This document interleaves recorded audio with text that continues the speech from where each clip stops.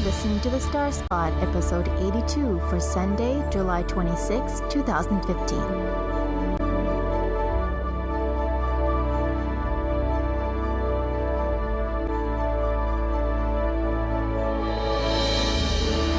I'm Justin Trottier, and I'll be your host at The Star Spot. The Star Spot is a space-themed podcast that focuses on all aspects of astronomy and space exploration. Episodes feature interviews with guests of wide-ranging backgrounds: scientists, engineers, educators, artists, politicians, and business people. Topics are similarly broad, from the latest space mission to how the universe began, from why humans explore to how we can make exploration economical. We'll also include a segment called Current in Space, bringing you reports on news and developments that may interest the space enthusiast. You can now find the show on Facebook at facebook.com/thestarspot or follow us on Twitter at thestarspot. Her name is synonymous with private space travel. Anousheh Ansari's $10 million donation enabled the Ansari X Prize to catalyze the private space industry. And in 2006, Ansari herself became the first female private space explorer when she visited the ISS. Today, Anousheh Ansari joins me here at the Star Spot to discuss her amazing life and how the Space Ambassador aims to use her unique experiences to improve life on Earth. This will be the last episode featuring an interview conducted at the International Space Development Conference hosted this past May 2015 in Toronto. But first, here's what's current in space, with a special Pluto theme in honor of the arrival of the New Horizons space probe at the tiny world of rock and ice.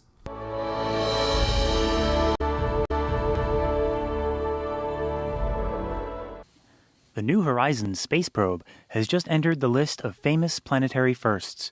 Launched in January 2006, it finally reached its closest approach to Pluto on July 14, 2015, passing it at 12,500 kilometers. At that point, it was at a distance of 4.5 light hours from Earth, meaning the news of its passage was delayed, and the images it relayed were further delayed by its low bandwidth of only 1 kilobit per second. It passed by Pluto at a relative speed of 50,000 kilometers per hour, and as this was a flyby mission, not an orbiter, it only had one pass to take the best data it could. This meant that only the close side was imaged at the best possible resolution, but thanks to Pluto's rotation, a few days was sufficient to image all sides of it and its moon Charon. Given that low bandwidth, the data taken during the flyby will be coming in and being processed for months, but the image of the near side, with its reddish tint and lighter colored area shaped like a heart, made for instant fame. With the flyby over, the next step is a flyby of another Kuiper Belt object. Several candidates have been chosen based on Hubble images, all with diameters of only a few dozen kilometers. One will be chosen for an eventual flyby in 2018 or 2019, and after that, New Horizons will find itself heading out of the solar system. The mission took a long time to get going, with original proposals going back to 1990. At a cost of about $700 million, it was a relatively cheap mission, but being in the public eye brought the issue of cost back up. Various popular online posts pointed out that it was in fact cheaper than a new major sports stadium or the budget of the Pirates of the Caribbean movies. Not bad for a trip all the way to Pluto. And of course, the issue of what is a planet is once again a hot topic. Pluto lost its status as a planet in 2005, a change spurred by the discovery of another dwarf planet, Eris. Eris was found to be much farther from the Sun than Pluto, but was about the same size. New Horizons has now finally told us that Pluto is in fact slightly bigger in diameter, by about 44 kilometers, but it is still less massive than Eris due to a surprisingly low density. Regardless, along with the discovery of a possible 10th planet, came subsequent discoveries of many large objects in the Kuiper Belt, the region of icy objects beyond the orbit of Neptune. If the definition of a planet was simply any object orbiting the Sun that has enough gravity to make itself a sphere, then we would be moving towards a list of more than 40 planets in our solar system. The International Astronomical Union decided to add another defining quality to the word planet. In order to qualify, an object must sweep out its orbit of other things. The 8 planets all do this, but Pluto and Eris and all the other dwarf planets are found in orbits full of smaller asteroids and comets. Pluto and Eris are simply among the largest Kuiper Belt objects. In fact, that belt is mostly dominated by the gravity of Neptune, and most objects there are in resonances with that outermost planet, special orbits that allow them to remain stable where they are. Pluto, being called a dwarf planet, nonetheless tugged on some sentimental heartstrings, but this whole issue has actually happened before, to Ceres. That object was discovered in 1801, but we eventually realized that it was located in a region of space full of smaller objects. We called that area the asteroid belt, and demoted Ceres to simply being the largest asteroid after it had enjoyed more than 50 years of planetary status. Ceres is currently orbited by the equally exciting Dawn mission, but its categorization has never incited quite as much controversy. Meanwhile, the data so far from New Horizons has revealed a surprisingly young, very interesting surface. Very few ancient craters are visible at all, meaning that various areas on the surface could be younger than 100 million years and could be undergoing changes and shaping right now. As for the lighter, heart-shaped region, that has been informally named the Tombaugh Regio, named after Clyde Tombaugh, who discovered Pluto in 1930. Its smoothness implies that it is young, covered in icy hills and mountains, and featuring wind-blown streaks and strange troughs filled with dark material. These features could be due to surface effects, activity under the surface, such as cryovolcanism. Only a small fraction of the data taken by the probe has arrived so far, and it is safe to say that many discoveries will be waiting in the pipeline. So even while we debate terminology at home, we are pushing out the frontier of scientific knowledge to the most distant objects in our solar system. Up until the recent flyby of NASA's New Horizons spacecraft, Pluto's moon Charon has remained perhaps even more elusive than Pluto itself. Besides its orbital characteristics, scientists' knowledge of Charon's surface features and underlying geology were deduced from a few pixelated images. But the latest images, beamed back from the New Horizons probe, show surprising topographical features, including craters, cracks, dark polar caps, and something else quite bizarre. Charon has what is known as a mountain on a moat. This is a real head-scratcher for geologists. What is it? There is literally a mountain rising out of a depression. For the most part, Charon is smooth, barring a few cracks and craters here and there. But in a region close to its equator, there appears to be a large boulder-like feature in the middle of what is otherwise completely flat land.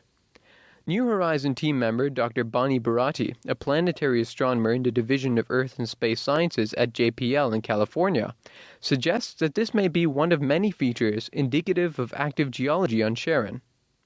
Could it be a cryovolcanic feature? Well, if it is, then the future should hold spectrometer data which detects ammonium hydrate on Charon. This may be corroborating evidence.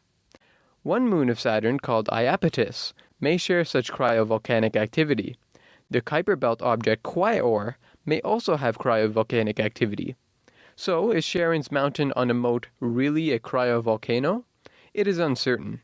A cryovolcano is a volcano which spews out highly volatile magma, including ammonium hydrates and methane, instead of melted rock.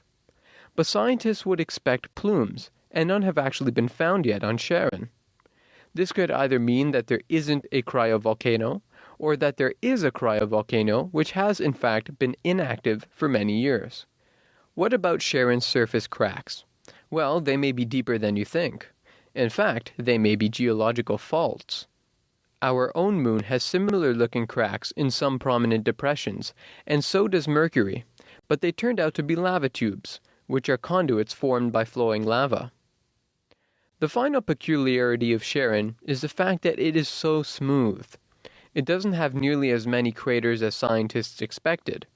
Charon was expected to have vast spatterings of craters created by colliding asteroids and meteorites, but there are barely any. As future missions continue to explore the outer reaches of our solar system, it is important that Pluto doesn't hog all the attention. After all, Charon is a world unto itself. And that's what's current in space.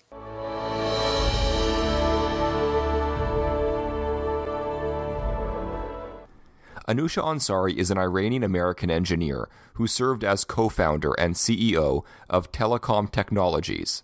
Her family were title sponsors of the Ansari X Prize, which was awarded to the first non-government company to launch a reusable manned spacecraft into space twice within 2 weeks. Ansari became the first female space traveler when she visited the ISS in 2006. She is the author of the memoir My Dream of Stars and co-founder and chairwoman of Protea Systems. It's a real pleasure for the Star Spot to be here on location at the International Space Development Conference, and I'm joined by Anousheh Ansari. I wanted to ask you firstly, when did you first fall in love with space? I was very young, probably, 5, 6 years old, and I fell in love with the stars just doing stargazing at night. When summer nights I would sleep outside and look at the night skies as, and let my imagination sort of take flights and go to all different parts of the universe. So it was the sky itself that inspired you? Absolutely. It started there, and then that piqued my curiosity to do more reading. I loved science fiction books and movies, and the more I read about these imaginary places, a lot of them out in space, the more I wanted to be there and experience it. Now, you were born in Iran. Yes. And when did you leave Iran? How old were you? I was about 16 years old, and I left right before I was in 11th grade. And so I moved to United States and graduated, finished my high school in U.S., and then continued my studies there. Did you share with your family or friends or colleagues in Iran that you had this love of space, that you wanted to work in the space sector in some way? Absolutely. Ever since I was a young girl, I told everyone I wanted to be an astronaut. And you know how parents are, probably they thought, oh, so cute, she wants to be an astronaut. And back then, Iran didn't have a space program, right. And they probably didn't think we would ever move to US. So they never even probably thought too much about whether I would do it or not. They just thought there's a phase that will pass. And so it was dismissed by... It was, I think, generally dismissed, yes. But it was something that stuck with me and throughout my career, throughout my life. And even though, my career and my life took a different path initially as I came to the States and studied, I was still continuously looking for that opportunity. And, I even thought about the first time someone's going to go to Mars or one of these dangerous missions, they may ask for volunteers for those one-way missions, and then I can volunteer and go, or maybe I can invent some fascinating technology. You're always looking for some way. I was finding for a hack into the system. Just before we get you to the United States, back in Iran, you lived through the Iranian Revolution. Yes. Is that right? Did that have, that must have had an effect on you, of course. Of course. But in terms of your interest in exploring space, was there a connection there, do you think? Not a direct connection. If anything, after the revolution, I felt my opportunity to pursue what I wanted to do would be less. Right. Because I thought the opportunities for women would be limited right. in any scientific field. But other than that, it was hard. It was a difficult time for anyone living through that, and especially not just the revolution, but after the revolution, we had a 7-year war with Iraq, and I was there during that time, and the issues and scarcities and problems that people faced. So it was a very interesting experience in terms of building character, I would say, and learning how to deal with tough situations and sure. Move through them. In terms of opening up opportunities that you were just describing, one of the things you did after you moved to the States, but before you actually became a space traveler yourself, was something called the Ansari X Prize, which was, of course, named after you and your family. And this was a $10 million prize to sort of jumpstart the commercialization of space. I'm wondering, what motivated you to do that? And do you think that those motivations, did they come to pass? Did the goal that you had in providing those funds, did it provide the kind of incentivization that I'm assuming you were after? It happened sort of as a accident, which I happen to believe in. When you really truly believe in something and want to do something, then the universe sort of conspires to help you find those opportunities. And it came about because I was interviewed and talked about my passion of flying to space. And Peter Diamandis, who had just started the foundation and announced the idea of a prize, read that and decided that I may be one of the people who would finally help him fund the prize, and approached me and told me about it. This was at a very opportune time because we had just sold our technology company and we were on a sabbatical. So I had this window of time that I had allocated for myself to pursue my passion of space. And talking to him, it became apparent in the first few minutes of conversation that he had an idea that not only could help me go to space, but also will help millions of other people who would want to do this. And I open those opportunities for everyone to do it. And it made a lot of sense. And as an entrepreneur, I looked at it as you're always looking for something that has a multiplying effect. And I looked at the opportunity as an investment, not just a donation, but an investment in opening up the door for private space. And are you satisfied that your investment, extremely. the return on the investment? Extremely. I not only in terms of the reach that Ansari X Prize had, but the fact that right when the prize was won, the ultimate goal was to commercialize it. And then you had Richard Branson, who stepped up right at the last flight and announced that he's going to launch Virgin Galactic and commercialize it. So in my wildest dream, I didn't think the day of winning the prize, the industry will start. And when I look back today and see the effect of the change that we brought about through, because the prize was one side of it, but to just enable people to compete and fly, Spaceship One or other vehicles, it required tremendous change of mindset, regulatory change, education of policymakers. And all of that is what resulted to the industry that has been created in the private space sector and enabled companies like SpaceX, XCore, and many others who are thriving and building opportunities for a new wave of space exploration. And the role of competition fueled by these big financial prizes, can you speak to whether you see that as something that is a really pivotal way of incentivizing people in this particular area of space exploration? I believe so, because not only space exploration, but there are some grand challenges that we face. And what competition does is brings focus to it. It sort of frames the problem in a way that people who may not even be from the sector may get interested and bring a new perspective to solving the problems. We usually don't pick something that the industry is already working on. We pick things that somehow the nut is too tough to crack, so industry has given up on it, or that sort of it's in the periphery and people are not paying attention to it. But it's not a priority. But to us, it means a lot because it will make a system change. So those are the ones we pick for the X prizes that we announce. And through the incentivized prize, we bring attention and focus on it and help collaboration between different industries.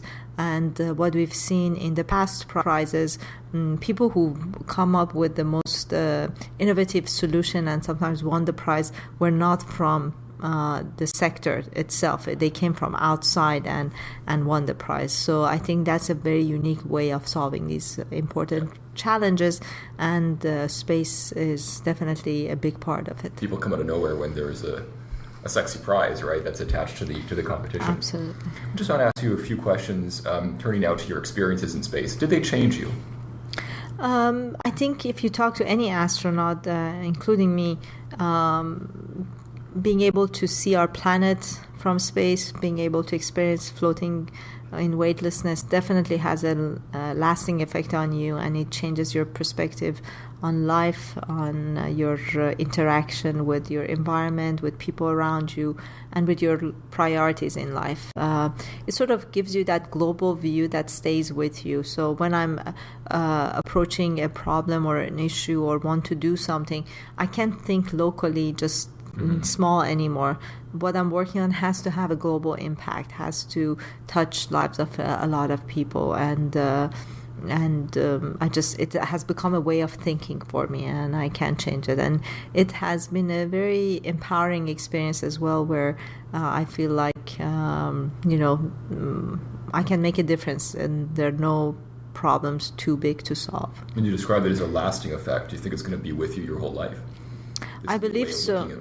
I believe so. So far, I feel as strong, as motivated today as I felt when I returned from the space station.